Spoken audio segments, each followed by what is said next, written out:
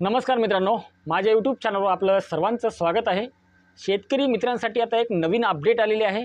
प्रधानमंत्री किसान सन्मान निधी म्हणजेच PM किसान योजना, जर याच्यात आपल्याला फॉर्म भरायचा असेल तर आता शासनाने नवनवीन अपडेट केलेली आहे। तर मित्रांनो, नेमकी काय अपडेट केलेले आहे, जर आपल्याला फॉर्म भरताना आपल्याला कोणकोणते डॉक्युमेंट्स आता शासनाने आपल्याला मागितले आहे, तर याच्या संदर्भात हा व्हिडिओ आहे।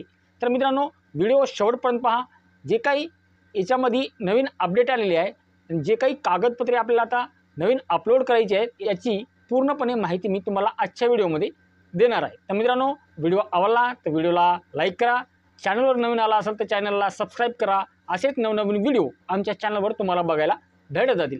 चला तर मित्रांनो, जे काही कृषी विभागाने आता पत्र काढलेले आहे, या पत्रामध्ये पाहूया काय काय नवीन अपडेट केली आहे ते। चला तर मग आपल्या मोबाईलच्या स्क्रीनवरती जाऊ।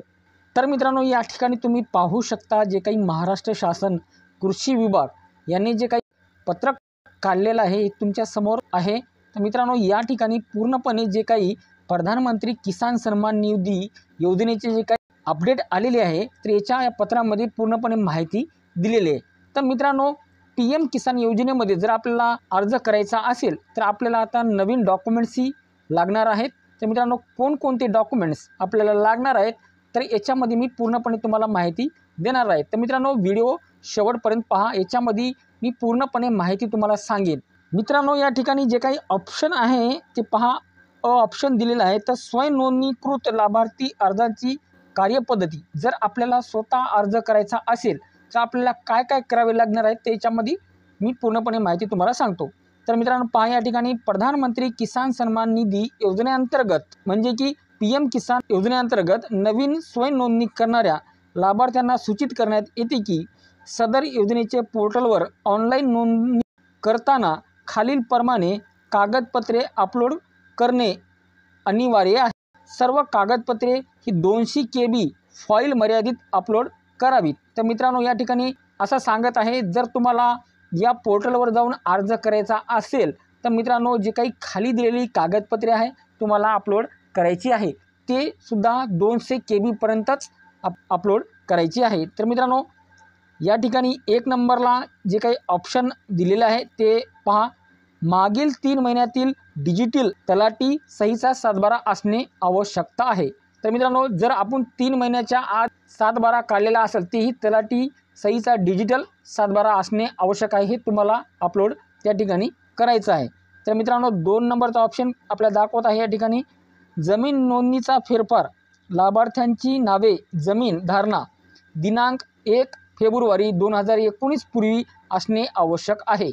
अपवाद वारसा हक्काने झालेले जमीन हस्तांतरण, म्हणजे या ठिकाणी असे सांगत आहे, जर ही जमीन 1 फेब्रुवारी 2019 पूर्वीची असणं आवश्यक आहे। जर तुमच्या नावावर फेरफार नसेल तर तुम्ही हे फॉर्म भरू शकणार नाही। याच्यामध्ये 2019 पूर्वीचेच जे काही फेरफार झालेले आहेत त्यांनीच फॉर्म भरायचं आहे, असं या ठिकाणी 2 नंबरच्या ऑप्शनमध्ये तुम्हाला दाखवत आहे। तर मित्रांनो, 3 नंबरचा ऑप्शन या ठिकाणी काय म्हणत आहे पहा, वारसा नोंद फेरफार वर मयत दिनांक 1 फेब्रुवारी 2019 नंतरची असल्यास त्यांच्या नावावर वारसाने जमीन आली, त्यांच्या नावे जमीन आली असल्यास ते जे काही फेरफार कॉपी आहे याच्यासोबत तुम्हाला जोडायचे आहे। ते सुद्धा 1 फेब्रुवारी 2019 नंतरचं जर असेल तर ते फेरफार जी काही कॉपी आहे त्या वारसासोबत आपल्याला जोडायची आहे।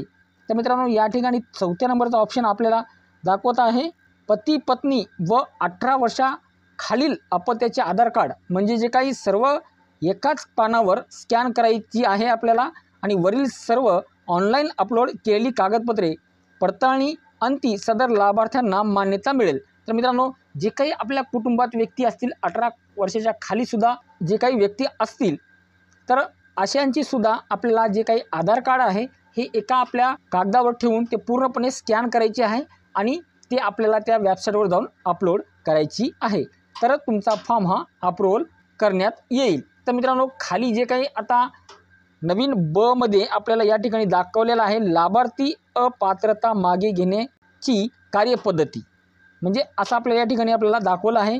तर मित्रांनो, जर तुमचा फॉर्म रिजेक्ट झाला असेल तर आपल्याला कोणकोणती डॉक्युमेंट्स हे द्यायची आहे, तर याच्यात पूर्णपणे माहिती मी दिलेली आहे। तर मित्रांनो या ठिकाणी पाहू शकता तुम्ही, जे काही आपल्याला नंबर 1चा ऑप्शन या ठिकाणी दिलेला आहे, अपात्रता मागे घेण्याचा विहित नमुन्याचा अर्ज यासोबत आपल्याला जोडायचा आहे। नंबर 2चा ऑप्शन आहे, लाभार्थ्याचे पोर्टलवरील स्टेटस प्रिंट, ते प्रिंटसुद्धा आपल्याला काढायचे आहे, जे पोर्टलवर आपण फॉर्म अपलोड केलेला रिजेक्ट झाला असेल ते। आणि 3 नंबरचा ऑप्शन आधार कार्ड, म्हणजे पती पत्नी व 18 वर्षाच्या आतील अपत्ये यांचे पूर्णचे जे काही आधार कार्ड आहे, हे एका कागदावर ठेवून स्कॅन करायला मी सांगितले आहे, तशा प्रकारे तुम्ही एक कॉपी तयार करायची आहे। मित्रांनो 4 नंबरचा ऑप्शन या ठिकाणी आपल्याला आहे, परिशिष्ट ब, म्हणजे कृषी सहाय्यकांनी प्रमाणित केलेलं असणं आवश्यक आहे। नंबर 5चा ऑप्शन या ठिकाणी आपल्याला दिलेला आहे, 7/12 व 8 उतारा हे डिजिटल तलाठी सहीचा या ठिकाणी आपल्याला आवश्यक लागणार आहे। आणि वरील प्रमाणे जमीन नोंदीचे फेरफार, म्हणजे आपल्याला फेरफारसुद्धा नक्कल या ठिकाणी आपल्याला लागणार आहे। वारसा नोंदीची फेरफार आपण जे काही केलेला असतो त्या ठिकाणी हे सुद्धा नक्कल या ठिकाणी लागणार आहे। आणि जे काही वरील सर्व कागदपत्रे आहेत, हे कागदपत्रे 2 प्रतीत तालुका कृषी अधिकारी कार्यालयात सादर करायची आहे।